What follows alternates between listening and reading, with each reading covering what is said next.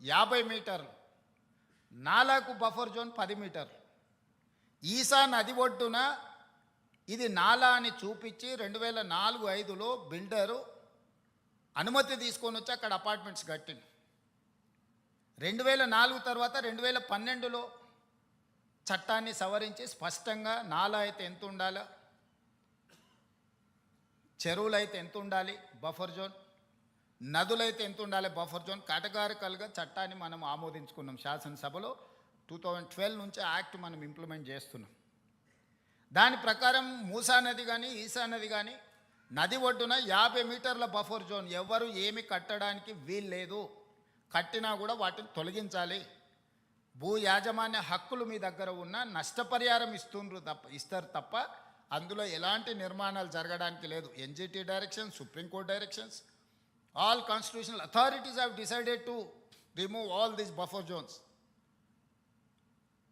ఆ అపార్ట్మెంట్కు సంబంధించి దాదాపుగా 50% ఈ బఫర్ జోన్ 50 మీటర్ల 9 మీటర్ల సెట్ బ్యాక్ చూపించేసి ఇది నాలా అని చూపించి బిల్డర్స్ అక్రమంగా అనుమతి తెచ్చుకొని కట్టినరు. మన వాళ్ళు కొనుక్కున్నారు. అనుమతి చూసే కొనుక్కున్న వాళ్ళ గురించి నేనేం తప్పుగా చెప్పట్లేదు, అనుమతులు అన్నీ చెక్ చేసుకున్నాను. నేను ఈ మధ్యలో ప్రాజెక్టుని టేకప్ చేయాలనుకున్నప్పుడు చూస్తే మోర్ దాన్ 50% బఫర్ జోన్లు ఉన్నది. దీంట్లో చాలామంది తెలిసిన మిత్రులు ఉన్నారు. అరే వీళ్ళకి ఏదన్నా నష్టం జరిగేటట్టుంది, మనం చేయగలిగిన సహాయం చేద్దామని మా అధికారులకు చెప్పి వాళ్ళ దగ్గర పంపించి వాళ్ళతో చర్చ చెప్పిన. మరి వాళ్ళకి ఎంత చేరిందో తెలియదు, అందుకే ఈరోజు ఇక్కడ నుంచి చెప్పదలుచుకున్నా. వాళ్ళకి ప్రత్యామ్నాయంగా పక్కనే 7 ఎకరాలకు 7 ఎకరాల ల్యాండ్ ఇచ్చి ఇప్పుడు ఎంతైతే స్క్వేర్ ఫీట్ కన్స్ట్రక్షన్ చేసిందో కొత్త నిర్మాణానికి అవసరమైన డబ్బులు బ్యాంకులో డిపాజిట్ చేస్తా, మీరే ఒక సొసైటీ పెట్టుకొని మీరు కట్టించుకోండి. ఇది ఇంకా భవిష్యత్తులో ఎప్పుడు మీకు అమ్ముకోవడానికి కొనుక్కోవడానికి కూడా ఉండదు. ఈ 50 మీటర్ల బఫర్ జోన్ అనేది బ్యాన్ చేస్తాం. ఇప్పటికిప్పుడు కూలగొట్టకపోయినా భవిష్యత్తులో అది మీకు జీరో వాల్యూ అవుతుంది. మీ మేలు కోసం మీరు నష్టపరిహారం తీసుకొని మీరు వేరే దగ్గరికి వెళ్ళి కొనుక్కుంటాం అంటే మీ ఇష్టం. లేదు అంటే మీ ఎంత స్థలం ఉందో అంతే స్థలం ఆ పక్కన ప్రభుత్వ స్థలాన్ని కేటాయించి ఈ నిర్మాణానికి అవసరమయ్యే నిధులు కూడా ప్రభుత్వం ముందే మీ బ్యాంకులో డిపాజిట్ చేస్తుంది. మీరు ఒక అసోసియేషనో, మీ ఎట్లాగూ అపార్ట్మెంట్స్ వెల్ఫేర్ అసోసియేషన్ ఉంటుంది కదా, మీరు మీకు డిపాజిట్ చేస్తాం, మీరు కట్టుకోండి అని మేము చెప్పినాం. అది రాజకీయ రంగుగా మారి ప్రతి రాజకీయ పార్టీ అక్కడికి వెళ్ళి వాళ్ళ పట్ల సానుభూతి చూపిస్తున్నారు. సానుభూతితో ఇది సమస్య పరిష్కారం కాదు. నేను ఆ మిత్రులకు సవినయంగా విజ్ఞప్తి చేస్తున్నా. 50 మీటర్ల చట్టము అమల్లో ఉంది. ఆ చట్టాన్ని నేను మార్చలేను. నేషనల్ గ్రీన్ ట్రిబ్యునల్ నుంచి సుప్రీంకోర్టు వరకు ఇచ్చిన గైడ్లైన్స్ ప్రకారం ఏర్పడింది. ఆ 50 మీటర్ల బఫర్ జోన్లో ఉన్న అన్ని అపార్ట్మెంట్స్ జీరో వాల్యూ, నివసించడానికి పనికొస్తుందేమో కానీ దాని ఫైనాన్షియల్ వాల్యూ జీరో. అట్లాంటివి మేము సేకరించి వాళ్ళకి మేలు చేసి వాళ్ళని పక్కకు తరలించి వాళ్ళకి ప్రత్యామ్నాయం చూపిద్దామని అంటే లేదు, మేము అడ్డుకుంటామని రాజకీయ పార్టీలు అక్కడికి వెళ్తున్నాయి. ఎవ్వరు వీళ్ళు ఉండరు. 2 రోజులు టీవీలలో పేపర్ల వార్తల కోసం మీ దగ్గరకు వస్తారు. మీ కన్నీళ్ళు వాళ్ళకు ఓట్లుగా మార్చుకుందామన్న ఆలోచన చేస్తున్నారు తప్ప మీకు సహాయం అందించాలనుకుంటే ప్రభుత్వంతో చర్చించాలి. అవునయ్యా వీళ్ళకి ఇక్కడ నష్టం జరుగుతుంది, నువ్వు ప్రత్యామ్నాయంగా ఏమిస్తావో చెప్పు అని ప్రభుత్వంతో చర్చించాలి వచ్చే ప్రతినిధులు. మోడీ గారు గొప్పగా చేసిందని చెప్పేవాళ్ళు, ఆ పార్టీకి ప్రాతినిధ్యం వహిస్తున్న వాళ్ళు ప్రభుత్వంతో చర్చించవచ్చు కదా. They are also constitutional authorities. వాళ్ళు కూడా యూనియన్ క్యాబినెట్ మినిస్టర్లు ఉన్నారు, యువతలు ఉన్నారు. ప్రతిపక్ష పార్టీ కూడా ప్రతిపక్ష హోదా ఉంది. వాళ్ళందరూ వచ్చి కూర్చొని అవును ఇక్కడ నుంచి మూసీ పరివాహక ప్రాంతంలో 2 వైపులా 50 మీటర్ల బఫర్ జోన్లో ఎవరెవరు ఎఫెక్ట్ అవుతున్నారు, వాళ్ళ ఎంత పేదవాళ్ళు, గుడిసెతో ఉన్నారా, ఇల్లుతో ఉన్నారా, వాళ్ళకి ఏం నష్టం జరుగుతుంది, వాళ్ళ సొంత భూమి ఉందా, ప్రభుత్వ భూమి ఉందా, వాళ్ళకి ఏమి ఇస్తే బాగుంటుందో మనం చర్చిద్దామని నేను చెప్తున్నా. నువ్వు చర్చించడానికి లేదు, నువ్వు కట్టడానికి లేదు, మేము చేయలేదు కాబట్టి నువ్వు చేయొద్దు. నువ్వు చేయలేదు కాబట్టి నువ్వు ఇంటికి పోయినావు, నేను చేస్తానే నమ్మకం ఉంది కాబట్టి నేను కుర్చీలో కూర్చున్నా.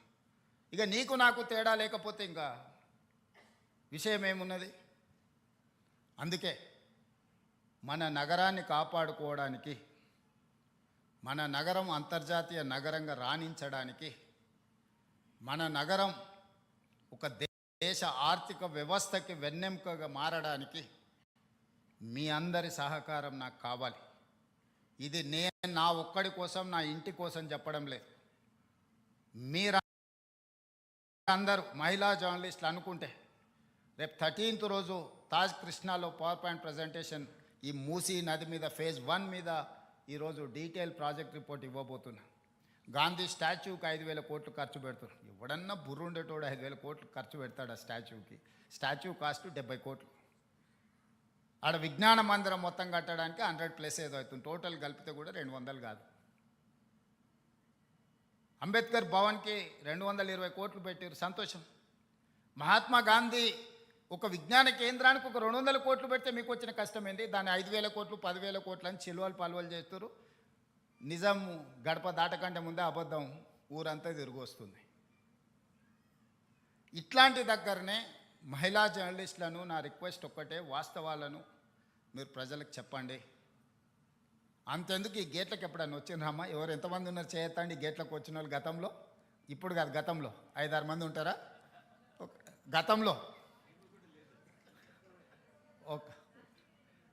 అప్పుడు కాదమ్మా, రాజశేఖర రెడ్డి గారు ఉన్నప్పుడు ఇది ఇట్లా లేదు కదమ్మా. గడిగా ఉన్నప్పుడు ఎప్పుడైనా వచ్చారా? ప్రజాభవన్ అయినాక వచ్చి ఉంటారు. గడిగా ఉన్నప్పుడు వచ్చిన వాళ్ళు ఏమంటే అప్పుడు కాదమ్మా. 2014 నుంచి 2023 వరకు ఇందులోకి ఎంటర్ అయిన వాళ్ళు ఎవరు ఉన్నారు? ఒక నలుగురు, 1 2 3 4 నలుగురు ఉన్నారు. సో ఈరోజు ప్రతిరోజు ఈ భవన్లోకి ప్రజలందరూ వస్తున్నారు. ఇది ప్రజలకు వేదిక, ఇది ప్రజా వేదిక, ఇది ప్రజా పరిపాలన. ఏది నిషేధిత ప్రాంతం కాదు ఇది.